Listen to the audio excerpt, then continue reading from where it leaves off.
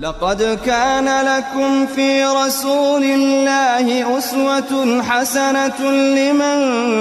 كان يرجو الله واليوم الآخر وذكر الله كثيرا.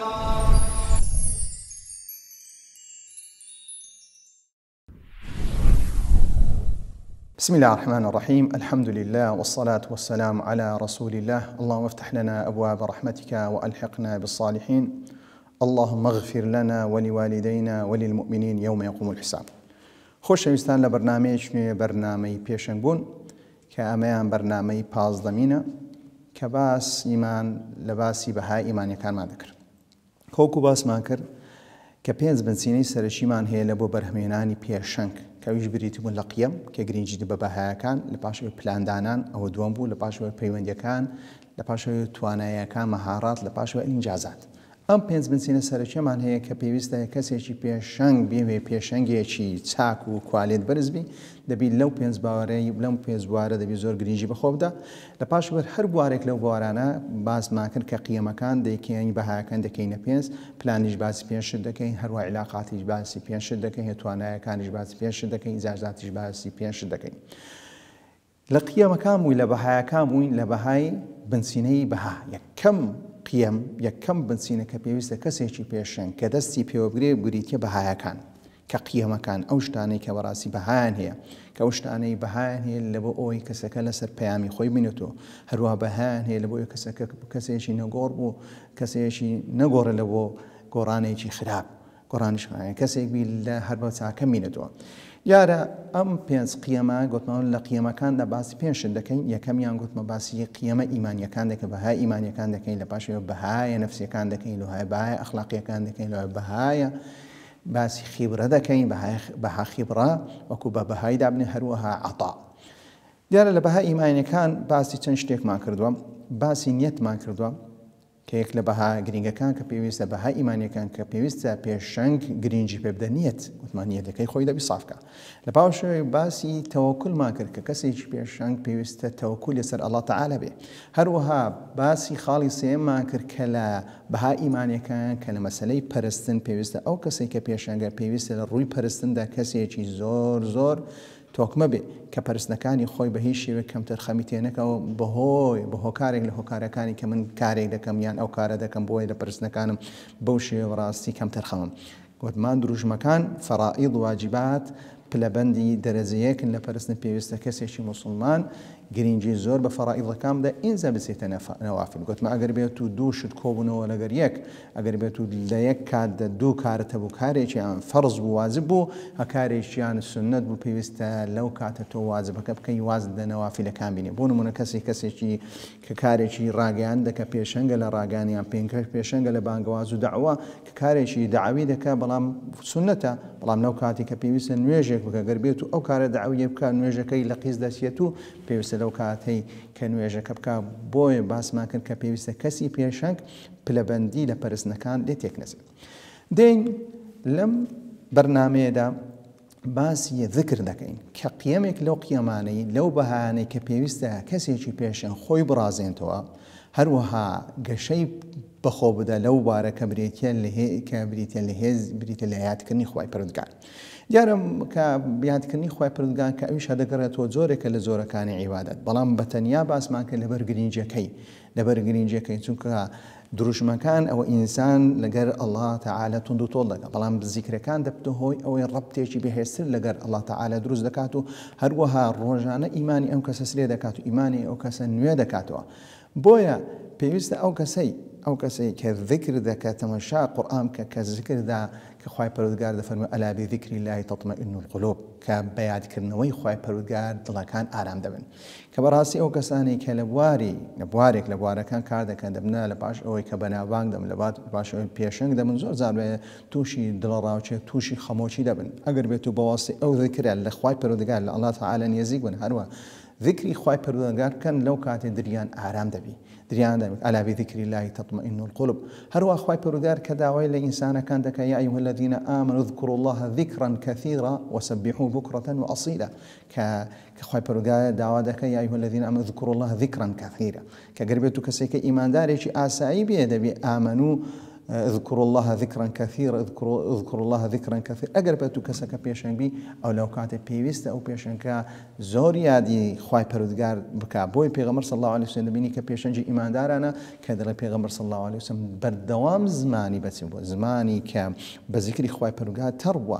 بویا کاتیگ كذلك عائشة رضا ورحمة خواه إلى سربي كذا فرمي بيغمر صلى الله عليه وسلم همو كاتيك ذكري خواه برودگاري ذكرت همو كاتيك يادي خواه برودگاري همو كاتيك الله تعالى لا جيادو بويا كاتيك تمشى باسي ذكر كان دك ذكر كانش مطلق يعني هي كلا همو كاتيك إنسان دتواني بيكو بوي بيغمر صلى الله عليه وسلم أقول سبحان الله والحمد لله ولا إله إلا الله والله أكبر أحب إلي مما طلعت عليه الشمس كبيغمر صلى الله عليه وسلم أو ذكرنا سبحان الله والحمد لله ولا إله إلا الله والله أكبر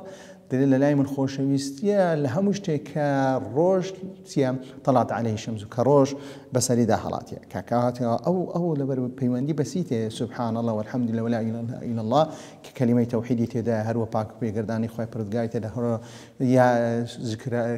كبريد الشكرانو شكراني نعمة كان خوي قوري تدا ك أو ذكر جامع لبو همشتي كتوفير دك باكو بيقردي لو خوي بردقا هرو حمدش هلبو الله تعالى هرو لا إله إلا الله كلمة توحيدا والله أكبر كالله تعالى لها مشتيق قورت لو لها مشتيق بتوانات لك لو كتا أو كسي كذكر ذكا أو زور الذكر ذكا دبت كسي شيء بهز چونك هز يزولينر لبيشنك كبإيمانك إيمانك إيمانيش بس بهز ذي بنيت بهز ذي بتوكل بهز ذي بعبادتك أم بهز ذي بو لو كاتي دبت بيشنك شيء جشو رازا وتساكو ريك دبي كان يدبينين كبيشنك بمر بيشنك مردو يعني زور زانوي دلين كسيك كبيشنج راس ولا بيشنج شو مردوا أما الاتيات وأمزار كبيشنج مردو وكو عن أبي موسى أشعري رضا ورحمة خوالي سلبي كفرموديك لبيغمبر صلى الله عليه وسلم دجيته مثل الذي يذكر ربه والذي لا يذكر ربه مثل الحي والميت مثل الحي والميت أو كسيكيادي خوالي برودقادك مثل الذي يذكر ربه والذي لا يذكر ربه مثل الحي والميت كبيغمر صلى الله عليه وسلم أو كسي يادي خواه پروردگار دكا هرو أو كسي يادي خواه پروردگار ناكا وكو تيا وكو كسي وكو زندي ومرتي يعني أو كيادي خواه پروردگار دكا كسي شي زندوا هرو أو كسي كيادي خواه پروردگار ناكا كسي شي مردوا وبس ما ليرا كباس ما كان ذكري خواه پروردگار ذكري شي واسع بويا حماشي ولا سورة فاطر كذا وما يستوي الأحياء ولا الأموات كبراستی خواه پرودگار کاتی که لقرآن داره کسی چی زندو وکو کسی چی مردوانیه کواته پیوسته کسی پیشنگ کسی چی زندو بی فعلا كدلي بيشنج أو بيشنج دبي لمسائل نية لمسائل توكل لو بابتنا بخويد عبستو هرو مسائل عبادة بخويد عبستو هرو الأذكار كان دام بخويد عبستو وكباس ما كرك أذكار كان أذكار مطلق ما هي كناي مطلق كمان هي سبحان الله والحمد لله ولا إله إلا الله والله أكبر تندع أذكاري تل هي كبيغمر صلى الله عليه وسلم كالروجك صدر أستغفر الله يذكر هرو بهماشي أذكار كاني باش نوێژمان هەیە کە پێویستە کەسێکی پێشنگ دەستیان پێوە بگرێت کە ئەذکارەکان وەکو خۆی جێبەجێ بکە هەروە ئەذکاری سەباح و مەسامان هەیە کە پێویستە کەسێکی پێشنگ دەستی پێوە بگرێت هەروە ئەذکارەکانی نووسمان هەیە بە هەمان شێوە کەسێکی پێشنگ کە دەست پێ بگرێت هەروە ئەذکارەکانی کە لە خەو هەستان بە هەمان شێوە کە دەستی پێ بگرێت هەروە چەندە ئەذکاری ترمان هەیە کە سواری سیارەی دەبی و ئیدی کە دەستش ئەو شوێنانەیە کە هەمووی دیاری کراوە کە کتێبی تایبەت هەیە بە ئەذکارەکان پێویستە کەسی پێشنگ لەو بابەتانە بەڕاستی خۆی دەوڵەمەند کە تاکو ئیمانەکەی بستە سەر چۆن پێشەنگە لەوەی کە خەڵک چاوی لێ دەکەنەوە لە ڕووی هەڵسوکەوە بە هەمان شێوەشدا دەبی بێتە کەسێکی پێشنگ لە یادکردنەوەی خوای پەروەردگار هەروە ئەگەر بێت تەماشاش بکەین بە هەمان شێوە کە بە هیچ شێوەیە کە یەک لە ئەذکارە هەرە گرنگەکان بریتە لەوەی کە قورئان خوێندن کە کەسێکی پێشەنگ کە لە بەهای ئیمانیەکان کە گرنگێکی تەواو بە ذکر بدە ئەو ذکرش کە باسماکە کە قورئان خوێندنە کە بە هیچ شێوەیە کە وردی هەبێ ئەو وردەی خۆی کە ئینجاگەر بێت و زیەک دەخوێنی كواكو پیغمبر صلى الله عليه وسلم دیاری کردووە کە پێویستی ئینسانی ئیماندار لە مانگەی ختمێک بکە گەر بۆی کرا 2 ختم بکە گەر بۆی کرا 3 ختم بکە کە هەتا پێی دەکرێت زیاتر بکە تاکو لە قورئاندا نێزیک بی لەو کاتێک تووشی هەڵەنایە، چونکە زۆر جار مرۆڤ کە ئەگەر بێت و لە قورئان دوور کەوتەوە لەوانەیە چەندە ئەفکاری هەڵی دروست بێ، ئەگەر بێت و بگەڕێتەوە سەر قورئان ختمێک بکە لەوانەیە ئەو ئەفکارە هەڵانە ئینجا لە ڕووی ئەفکار کە غەڵەتی لە بۆ دێت لە ڕووی شەهوات یان لە ڕووی شوبهات کە لە بۆی دێت لەو کاتە قورئان ڕاستەخۆ ڕاستەڕێتێکە، چونکە کەلامی خوای پەروەردگار کەلامی خوای پەروەردگار کاریگەری لەسەر ئەو کەسەیە کە دەیخوێنێتەوە کە یەقینە بڕواش پێ ڕاستەخۆ ئەو ئەفکارانە لە ڕووی شوبهات لۆی چادەکە هەروە لە ڕووی شەهواتیشتیان زۆرێک لە زۆرەکان دەگەڕێتەوە. بۆ یادکردنەوەی ئاڵای تەعالە پێشەنگ دەپارێزێت. بەڕاستی ئەگەر بێت و ئەو کەسێک کە دەبدەهێوێت بتە پێ کەسێکی پێشەنگ پێویستە زۆر گرنگی بە ئەذکارەکاندا. لە لادان لە کارەکە یەکەمش دەیپارێزی لەوەی ئەو ئینسانە بە هیچ شێوەیەک لا بدەن لە کارەکەیدا. ئەو کارێک کە دەیکا سڵ نابێتەوە یان وازی لێبێنێن، چونکە دەزانی ئەو کارەی دەیکا بۆ ئەڵڵا تەعالایە، بە ئەڵڵا تەعالایە هەروە ئەو کارانەش زیاتر بەهێزتری دەکا، بە سەبری پێدەدات و ئارامی پێدەدات و هەروەها وەی لێ دەکا و لە ڕووی کۆششی زیاتر بکە. هەروەها بە هەمان شێوە ئەذکارانە وەی لێ دەکە کە کەسێکی لە خۆبایی دەرنەچێت، کە زۆر جاروێ ئەو کەسانێک کە دەبنە هۆی ئەوەی کە پێشەنگن لە پاشوی پێشەنگێکی چاکن ئەگەر بێت و لە ڕووی ئەذکارەکان لە ڕووی یادکردنەوەی خوای پەروەردگار ئینجا ئەو ئەذکارانەی کە باسمان کرد هەروەها کە نێزیکبوونەوەی لە قورئان خوێندنەکەش دوور دەکەوێتەوە هێدی وا بۆی دەچی کە بوویتە شتێک کە بوویتەشی لە خۆبایی دەبێ و ئینجا پێ هەڵگۆتنی خەڵکیشدا تووشی عجب و تەکەبوری دەکات، چونکە کاتێک کەسێک دەردەکەوێت و هەروە کاریگەریش لەسەر خەڵک دەبێ کە دەبتە پێشنگ مەمەسمان کە پێشنگ کەسێکی بەناوبانگە، هەروەها کەسێکە کە زانست و علمی لەلایە، هەروەها کەسێکە کە کاریگەری هەیە، کەسێکە کە خەڵک دەیناسی کە خەڵک ناسی کەواتە خەڵک بەسەری داهات دەستخۆشی لێ دەکات. کاتی دەستخۆشیان لێ کرد ئەگەر بێت و کەسێک لەوەی تێنەگەیش بێ ئەنتم فوقەڕا کە بەڕاستی ئینسانەکان بەردەوام بە فەقیری و هەروەها بەوەی نەگەیش بێ کە ئینسان بەرامبەر خوای پەروەردگار هەر خۆضوع تووشی ذلە دەبێت، نەگەیش بێ کە ئینسان هەر لە چوارچێوەی بەندە دەمینێت و کە لە چوارچێوەی مرۆڤ بوون دەرناچێت سنووری خۆی دەزانێت لەو کاتە ئەو کەسە بە هیچ شێوەیەک بە پێ هەڵگۆڵتنی پێدا هەڵگۆڵتنی خەڵکدا کاریگەری ناکات تووشی عجب نابێ، بە هەمان شێوە ئەگەر بێت و ئەذکارەکانی خوای پەروەردگاریش کە ئەگەر بێت و خەڵکەکەی دژی بوو بە هەمان شێوە سار نابێت و واز لە کارەکەی بێ. هەروەها بۆیە ئەو کەسە لە سنووری مرۆڤایەتی خۆی دەمینێتەوە دەرناچێت بە زۆرێک بانگێشە بۆ غەیب بکە یان بانگێشە بۆ چەند بابەتێک بکە. زۆر جاروێ کەسانمان هەیە کە بەواستەی یەک لە ڕاگەیاندنەکانی مسلمانان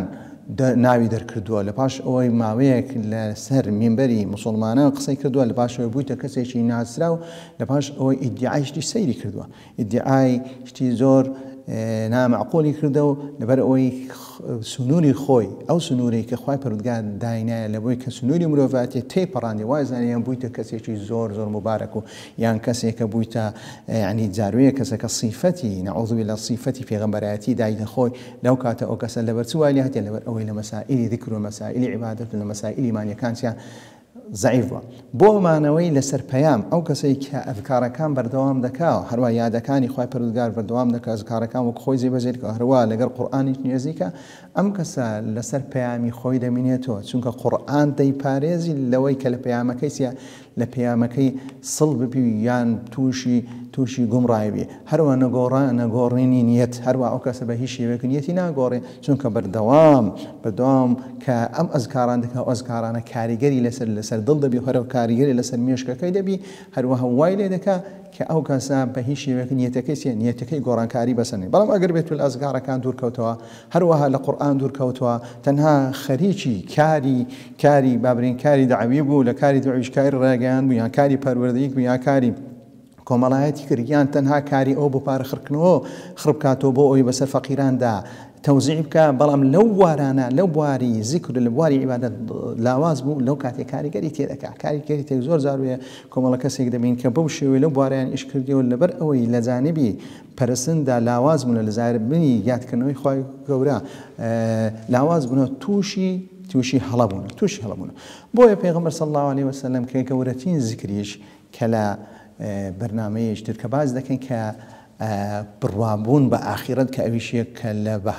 لە بەها گرینگەکانی ئیمانی کە بۆیە پێغەمبەر صلی الله علیه وسلم کاتێک دەرێ ئەکثروا ذکر هذه اللذات کە زۆر یادی شتێک بکەن هذی من لەذات، یان ناوبەری خۆشیەکان، ناوبەری ئەو شتانەی کە لەزەتت دەداتێ، ناوبەر خۆشیەکان کە بریتە ئەویش پێغەمبەر صلی الله علیه و سلم دەرفەرمووی مەوت کە پێویستە ئەو کەسەی کە پێشەنگە بەردەوام مردنی لەبەرچاوبی ذکری مردن بکە کە مردن هەیە لە تەنها ئەو پێشەنگبوونەی بۆ دنیا بەکاربینی ئایا لە پاش ئەوەی کاتێک زیندی دەبێتەوە